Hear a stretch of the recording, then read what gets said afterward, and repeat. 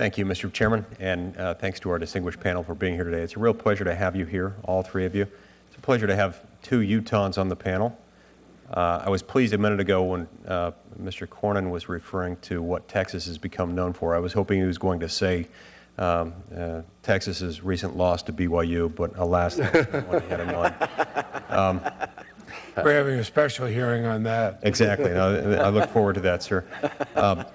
But having Mr. Burns and Mr. Tolman here from Utah is a pleasure. I've known Mr. Tolman ever since law school.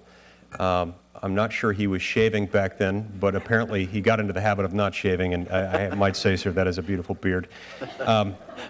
We worked together on two subsequent occasions. We clerked together while clerking for U.S. District Court Judge Dee Benson, one of the great minds ever to serve in the federal judiciary, who we're honored to have here in the audience with us today. The federal government is, in my opinion, enacting and enforcing far too much substantive criminal law. And consequently, our federal criminal system is far too large and it's far too expensive. To put this in perspective, we need to remember that in 1980, the size of the federal prison population was about 25,000. Today, it stands at about 200,000. To my knowledge, the U.S. population has not increased eightfold since 1980, nor to my knowledge have the number of crimes engaged in by Americans increased eightfold since 1980. I therefore reached the conclusion that what has changed, at least the biggest single factor that has changed, is the fact that we have, in my opinion, over-federalized the criminal justice system. In recent years, one of the things that has been pushing that, one of the factors that has strongly influenced this very significant increase in the federal prison population has been the increased use of minimum mandatory penalties within that system. Almost half of all federal inmates are serving sentences for drug-related offenses. Even if long mandatory minimums for drug offenses that don't directly involve violence as an element of the offense, even if those were a good idea, it's not clear that our country can afford to continue waging this war on drugs through a system that so directly and so inevitably involves these kinds of minimum mandatory sentences.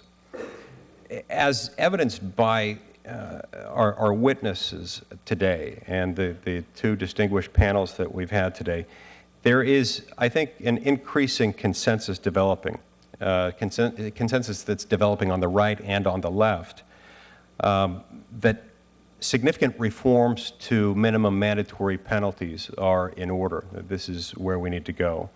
I've really appreciated the opportunity to work with Senator Durbin on this issue and with the help of Chairman Leahy as well, to introduce some modest and incremental measures that, if enacted, will result in significant savings and enhance public safety by better focusing scarce federal resources on serious crimes.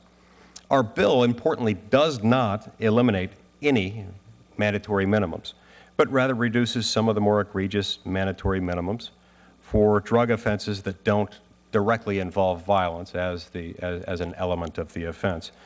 And this bill also would return discretion to judges in a narrow set of circumstances here. So, Mr. Tolman, in the time I've got left, I'd like to get your perspective as a former assistant U.S. attorney and then as a former U.S. attorney. I'd like to just ask you about something I don't think we've covered yet today, which is what mandatory minimum penalties do to the discretion of a prosecutor, and specifically what they do to a prosecutor's ability to manage that prosecutor's caseload. How does that affect your interaction with defendants and defense counsel? It's a great question we've not focused on. The mandatory minimum sentences have become larger and larger in the eyes of a prosecutor, sometimes based on the pressure they receive within the Department of Justice, in particular the agencies that know that in some ways they receive pats on the back for the lengths of sentence. It's not something anyone really is proud of, I would think, but it is a culture, it is the underlying culture that you measure yourself with the length of sentences that you receive. So I'm very concerned about the driving force that motivates a prosecutor. And then when it comes to what does that do to the discretion, mandatory minimums have started to replace the discretion of the prosecutor. It's become a foundation which they're trying to build on rather than address case by case and individually what are the merits.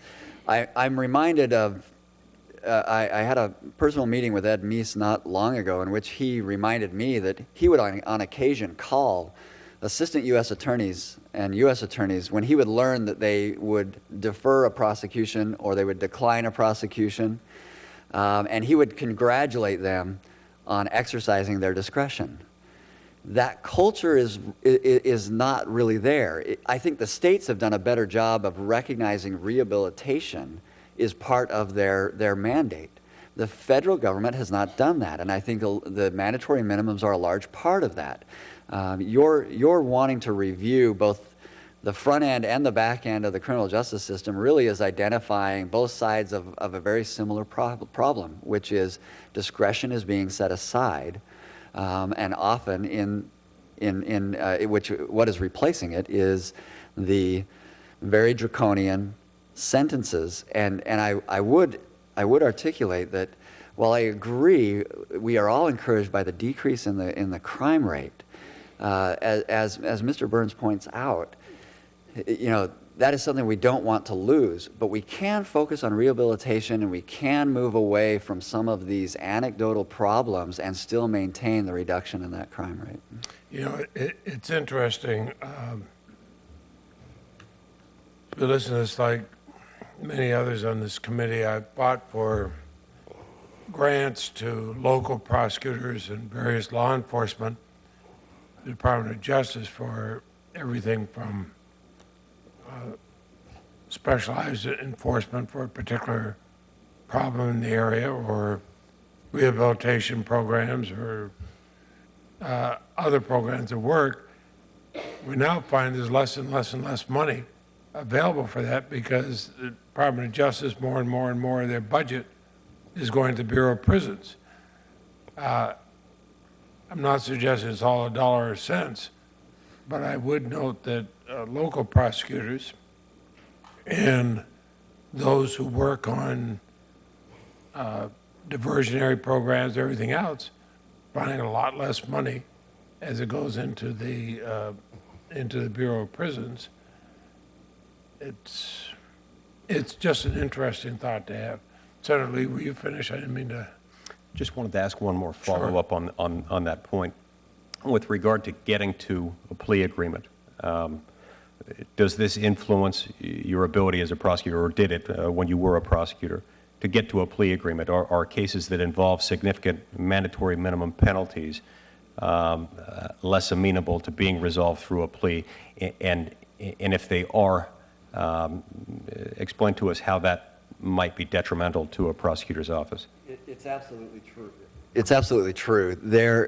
If you look at some of the high mandatory minimums, 20, 30, 40-year mandatory minimums that are in the code, a prosecutor is now faced with the problem that anytime you charge that particular crime, you are going to go to trial.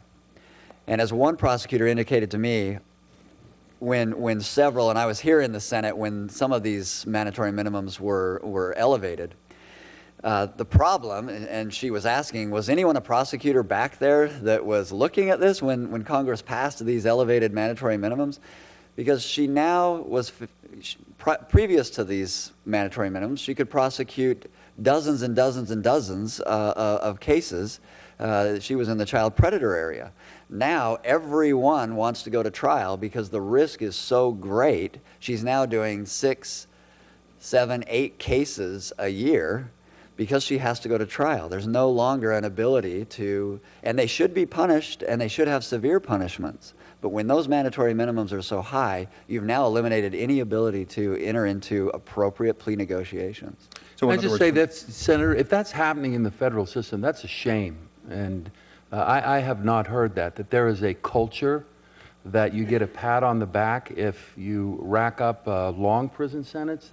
Because I can tell you, and I think Senator Leahy would agree, the days of putting a notch in your belt for how many convictions you get are long gone. And with respect to the plea negotiation, Mr. Tolman stated earlier, right now the prosecutor has all the power.